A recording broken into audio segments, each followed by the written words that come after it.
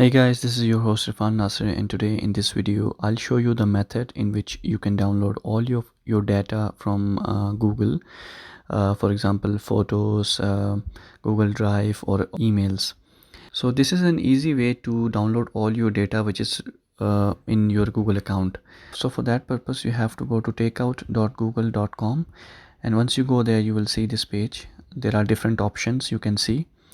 Select which data that you want, for example calendar data, Google Photos data, contacts, etc. After selecting all those, click on the next step. When you click on the next step, this window will pop up and it will show that different options. You can select different sizes, you can select the file types also.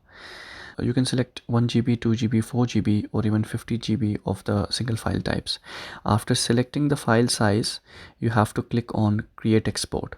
When you click on create export, Google probably after few hours will send you an email relating to that files. As you can see over here that I have already created an export and I have got the email like this. So the email will probably look like this.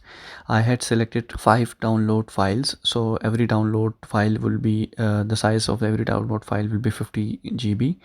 So you can see over here that, so hence when you click on the export files option, you will see all these options to download your data. Click on the data and it will start downloading.